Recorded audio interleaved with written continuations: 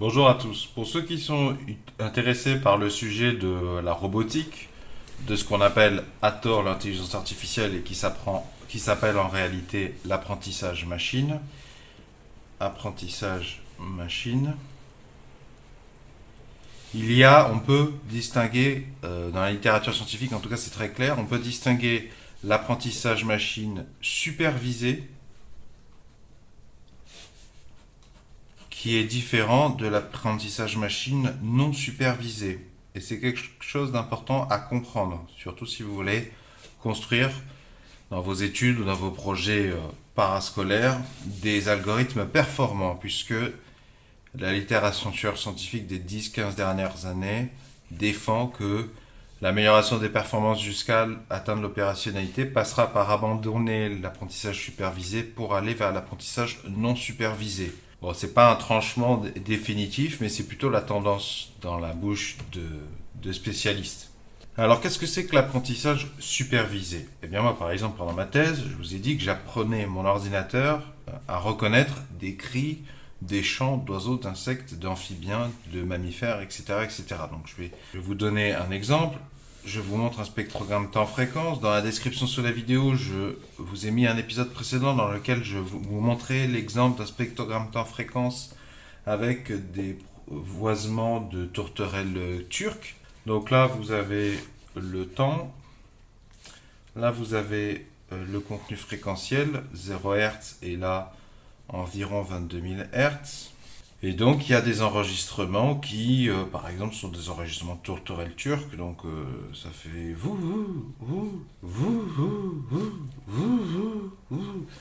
à l'arrache, hein. Si c'était un enregistrement enregistré, par exemple, par le parc national de Porquerolles dans l'archipel des Stockades, c'est cet ensemble d'îles Porquerolles, Porquerolles, île du Levant. Vous pouvez avoir des voisements de dauphins, ça ressemble à ça. Mais les dauphins, ils produisent aussi des clics. Vous pouvez aussi croiser des cachalots. Pour en revenir aux oiseaux, vous pouvez, par exemple, des cris de moineaux domestiques, ça va ressembler à ça. Des genres de virgules. Bon, bref. Classiquement, quand on essaie de faire un détecteur de cris de moineaux domestiques, ou de sifflements de dauphins, ou de clics de dauphins, on va recueillir sur le terrain des enregistrements. Donc ça va être des fichiers WAVE qui vont s'appeler, je sais pas, 2021 06 22 06 33 27.wave. Donc c'est un fichier sonore format WAVE enregistré à telle date, telle heure. Parfois même on se débrouille pour mettre des coordonnées GPS dans le titre également, comme ça donne une position. Et vous avez un paquet d'enregistrements. On vous souhaite que vous en ayez des milliers, condition quasiment sine qua non pour avoir des détecteurs un tant soit peu, un minimum robuste.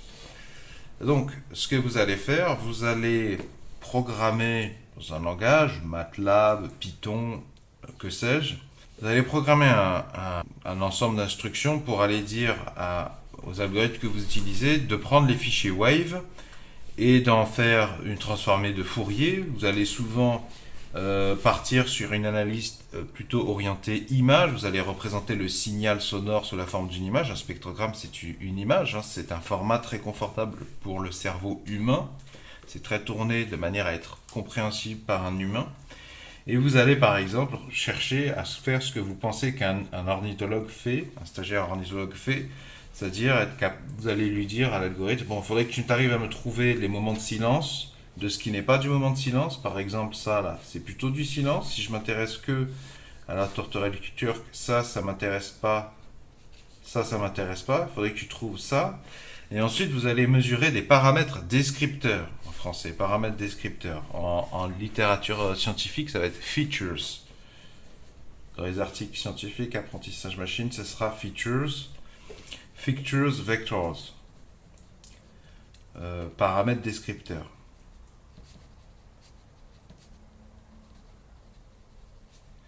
Voilà. Donc vous allez mesurer la hauteur ici, quelle est la valeur là ça fait une tache sombre. Bon, alors quelle est la moyenne arithmétique ici, là, des fréquences qui sont ici, là. Quelle est la moyenne pondérée? Quelle est la moyenne harmonique? Premier quartile, deuxième quartile, quelle est la forme? Vous allez utiliser des boîtes à outils de votre langage, MATLAB ou Python, pour essayer de faire de la caractérisation, mesurer des paramètres. Donc, au bout d'un moment, vous avez mesuré, donc je sais pas, on va dire que vous avez mesuré 50 paramètres descripteurs, dont je viens de vous donner quelques exemples, notamment la moyenne harmonique. Voilà. Bon, donc vous avez donc 50 lignes, 1, 2, 3, jusqu'à 50. Et dedans, il y a des valeurs. Des valeurs qu'il va falloir aussi normaliser, mais on en parlera dans un autre épisode. Vous avez un certain nombre d'exemples. Donc, c'est-à-dire que vous avez ces 50 valeurs pour, on espère, des milliers d'exemples. Bon, c'est bien. Mais en fait, quand vous allez sur MATLAB ou Python faire appel à un modèle d'apprentissage machine, par exemple RF, ou donc l'acronyme de Random Forest, forêt décisionnelle, forêt d'arbres aléatoires, ou alors ça peut s'écrire Random Forest, en MATLAB ou en Java, ou qu'importe le langage. Vous pouvez aussi avoir des fonctions réseau de neurones. À chaque fois, en fait, vous allez donner à ces fonctions, sur des formules mathématiques, en fait, hein, qui sont capables d'apprendre, vous allez leur donner ça, donc le tableau avec les 50 paramètres descripteurs et des milliers d'exemples, et vous allez leur donner une autre matrice, généralement d'une seule colonne. Cette matrice, c'est ce qu'on appelle les classes. Ça va être, admettons, ben, je sais pas, on va dire 1 pour la tourterelle turque, 2 pour le pinson des arbres, 3 pour Tursiops truncatus, une espèce de dauphin parmi tant d'autres. Voilà, vous avez plein de classes. Rien que sur Terre, il y a environ 14 500 espèces d'oiseaux connues, décrites. Hein. Donc, il reste celles qui sont pas décrites. Et en plus, chez les oiseaux, il y a plein d'espèces qui sont compositrices. Donc, il y a une très grande hétérogénéité, instabilité de leurs signaux. Et il y a plein d'espèces qui font à la fois des cris, à la fois des chants et des choses intermédiaires. Donc, là, je vous donne un exemple ultra simplifié avec 3 classes. Hein. Et donc, vous allez donner ces vecteurs caractéristiques. Et là, vous allez dire, ben voilà, ça c'est un exemple de tourterelle turque. La deuxième ligne aussi, la deuxième ligne est là. Là, par contre, c'est un exemple de dauphin. Là, l'autre exemple, c'est plutôt le pinson des arbres. Bon, je dis un peu n'importe quoi, parce que là, je vous ai mis des exemples d'espèces que vous avez peu de chances de croiser ensemble. Enfin, le pinson des arbres et la tourterelle turque, encore ça va, surtout en milieu urbain, des friches urbaines, mais du Tursiops truncatus, dans un enregistrement acoustique d'oiseaux, j'en doute fortement. Mais donc, c'est pour vous expliquer donc, que dans le langage informatique que vous allez utiliser, systématiquement, les modèles d'apprentissage machine supervisés, vous allez, donc, quelle que soit la fonction que vous allez utiliser, la technologie, que ce soit une machine à ce vecteur de support, un réseau de neurones, et particulièrement, je pense aux réseaux de neurones convolutionnels qui sont très à la mode médiatiquement parlant, les random forest, les modèles probabilistiques. Voilà, bon. Peu importe, votre modèle, quand vous allez l'appeler, vous allez lui donner les paramètres descripteurs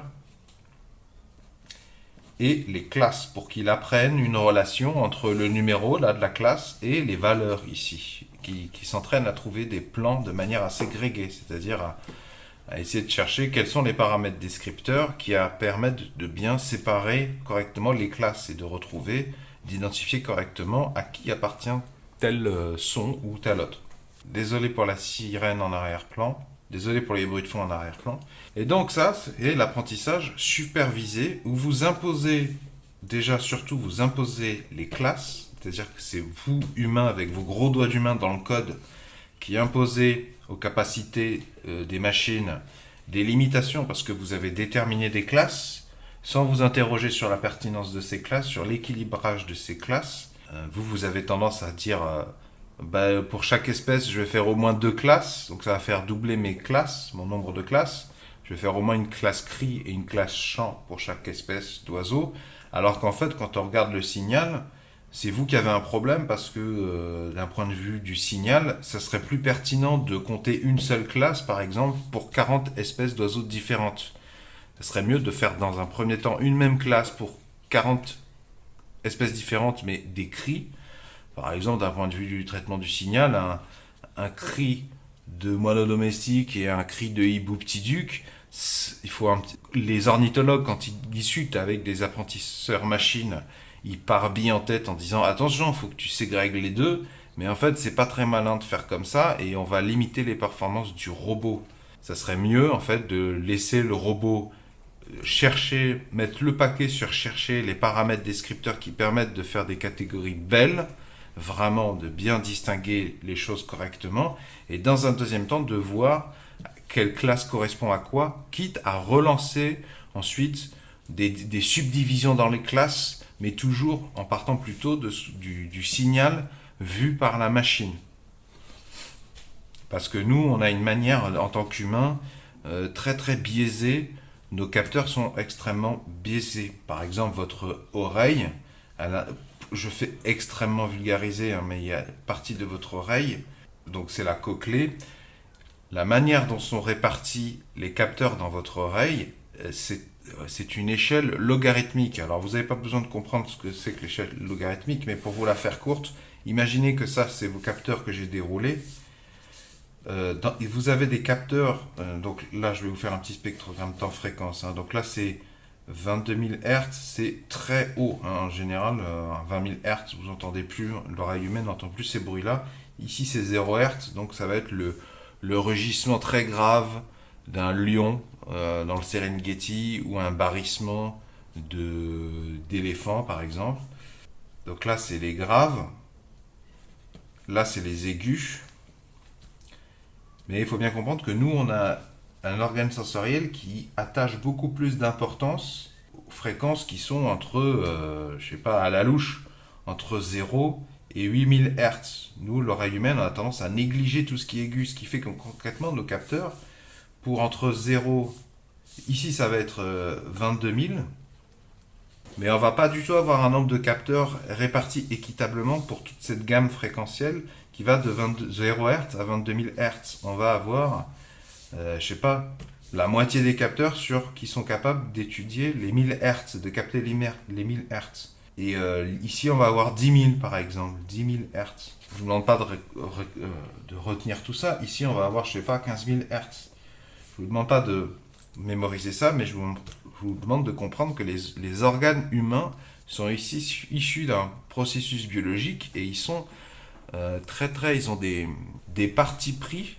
sauf que ça n'existe pas dans les capteurs des machines. Et donc, il ne faudrait pas demander aux capteurs des machines qui fonctionnent un peu plus objectivement que les nôtres de fonctionner comme des organes humains, puisqu'en fait, on sanctionne leur performance.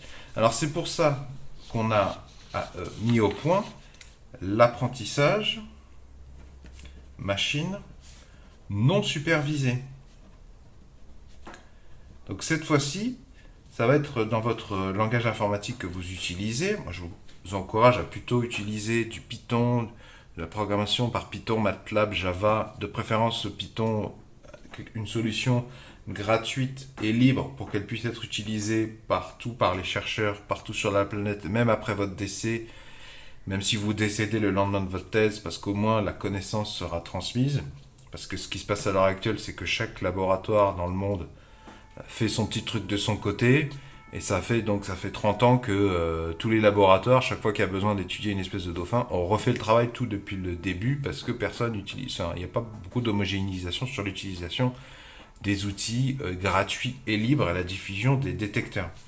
Dans l'apprentissage non supervisé, on essaie d'être plus raisonnable, c'est-à-dire qu'en fait les fonctions, donc ça va être forêt d'arbres aléatoires par exemple, on ne va donner plus que les paramètres descripteurs. Ça, c'est un premier niveau d'apprentissage non supervisé. C'est-à-dire qu'on donnera plus les classes. On n'opposera plus des classes. On va donner les valeurs, les milliers d'exemples. 52 colonnes par des milliers d'exemples. Et on va demander à l'algorithme que ce soit une forêt d'arbres aléatoires, SVM, réseau de neurones, perceptron multicouche, ce que vous voulez. On va lui demander de lui-même de trouver des plans, de trouver une formule mathématique qui permet de distinguer plein de classes. Mais on ne lui dit pas lesquelles, on essaie de le laisser le trouver lui-même. Ça, c'est un premier niveau de non-supervision. Je n'impose pas les classes, je ne te dis pas quel exemple est de quelle espèce, c'est toi qui vas déterminer. Alors concrètement, je vous donne des exemples, ça peut paraître un peu farfelu puisqu'on laisse l'algorithme faire ce qu'il veut. Oui, mais c'est parce qu'au moins si on peut avoir déjà des détecteurs extrêmement bons, c'est-à-dire avec un F-score de 99% qui détecte par exemple bien le silence de ce qui n'est pas du silence, c'est-à-dire un voisement d'animal, déjà c'est énorme, hein. Si on arrivait à faire ça, ce serait déjà beaucoup. Ensuite, on regarde aussi par exemple dans un deuxième temps toutes les classes qu'il a faites. Ben, on va faire écouter les catégories qu'a trouvé l'algorithme, on va les faire écouter à un ornithologue qui après va nous dire, lui va comprendre dans un deuxième temps comment l'algorithme fonctionne. Effectivement, ça peut surprendre ce que va proposer l'algorithme, mais c'est loin d'être bête. Comme je vous disais, l'algorithme va peut-être compter 3, 4, 5, 10 classes où il va mettre tous les cris des 14 500 espèces d'oiseaux. Et c'est pas délirant parce qu'effectivement, en procédant comme ça va lui permettre de se concentrer sur les champs, d'avoir des bonnes performances de reconnaissance d'espèces compositrices. Et dans un deuxième temps, la classe qu'il a faite où il y a tous les cris de 14 500 espèces d'oiseaux, il n'y a rien qui nous empêche ensuite de relancer l'expérience depuis le début, mais cette fois-ci, on va travailler que sur les cris.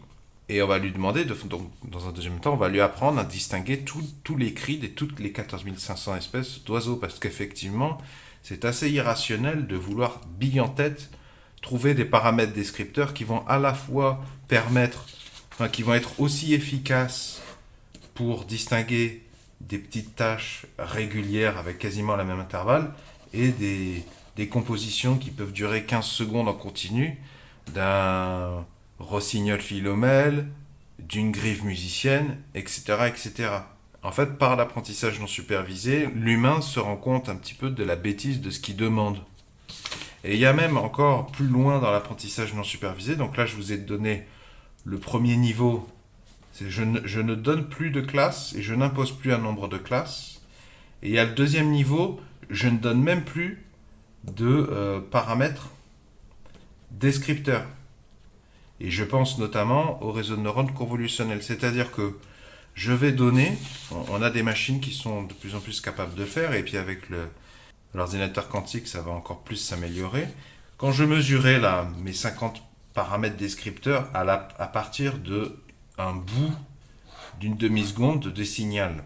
C'est une compression du signal en fait. Ces 50 valeurs représentent cet instant d'une demi-seconde de cet enregistrement sonore. Et ben, le deuxième niveau donc d'apprentissage non supervisé, c'est que ma forêt d'arbres, ou mon SVM, ou mon réseau neural convolutionnel, je vais lui donner, alors certes, je vais lui donner un tableau, mais je vais lui donner directement les fichiers WAVE, par exemple.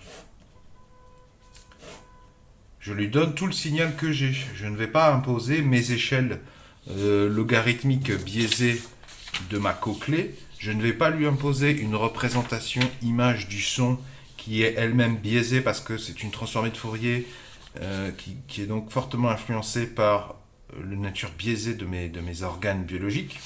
Je vais donner tous les signaux bruts et je vais imaginer, je vais coder donc mon réseau neuronal convolutionnel, ma chaîne vecteur de support, ma forêt d'arbres aléatoire, de manière à ce qu'elle-même, elle fasse tout plein de calculs, elle aille chercher ce qu'on appelle des hyperparamètres.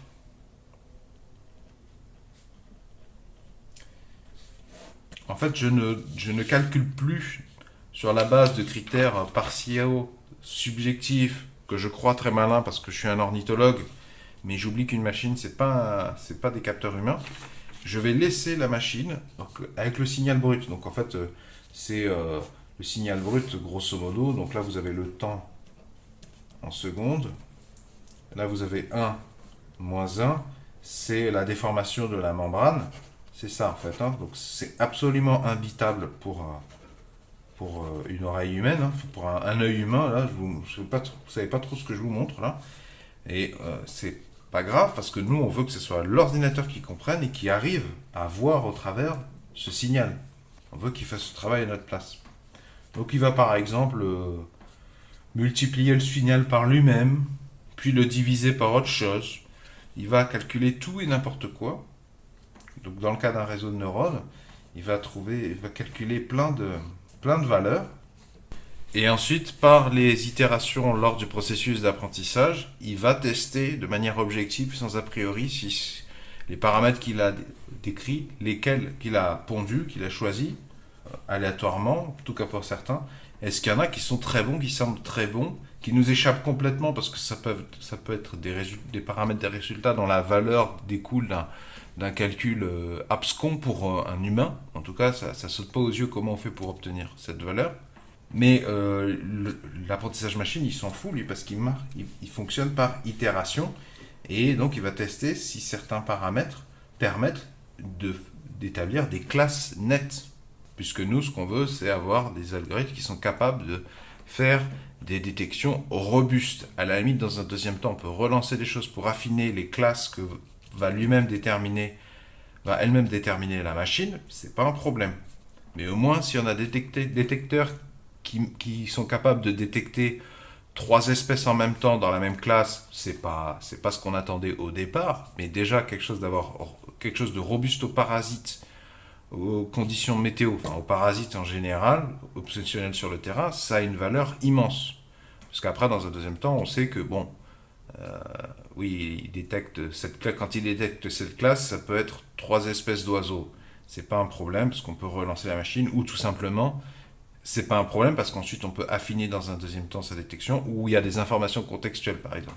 Quand vous savez que ça peut être 3 espèces d'oiseaux, mais que l'enregistrement vu sa provenance géographique, c'est qu'une seule espèce, parce que des autres espèces, elles n'ont jamais été observées en 50 ans, 100 ans d'observation, bon, mais vous savez, c'est pas un problème. Pour ceux qui ne me connaissent pas encore, je suis le docteur en sciences Olivier Dufour. L'apprentissage machine appliqué aux biosignaux est ma spécialité doctorale. Dans la description sur la vidéo, vous trouverez des références vers mon manuscrit de thèse et des références bibliographiques pour vous faire une idée précisément, vérifier que de où je parle en termes de crédibilité et légitimité pratique scientifique. J'ai certainement oublié également entre 5 et 10 choses que je trouve aussi cruciales que le reste. Je m'en rendrai compte qu'une fois que j'aurai coupé ma caméra. Donc je vous invite à consulter dans la description sur la vidéo. Il y aura certainement des compléments, des suggestions de contenu complémentaires. J'espère que vous aurez appris des choses utiles dans cette vidéo, des choses qui vous permettront de mieux comprendre les sujets de l'apprentissage machine pour en fabriquer vous-même ou pour faire du journalisme là-dessus, de la communication sur le sujet. Si vous appréciez ma démarche de partage de connaissances, pouvez-vous mettre un pouce vers le haut, s'il vous plaît, pouvez-vous mettre un j'aime. Si les sujets scientifiques vous intéressent, je vous invite à vous abonner à la présente chaîne YouTube. Vont s'afficher à l'écran un rond et un rectangle. Le rond, vous cliquez dessus, ça vous abonne gratuitement à la présente chaîne YouTube. Et le rectangle, ça vous emmènera dans l'épisode précédent avec le spectrogramme temps-fréquence et l'exemple de la tourterelle turque.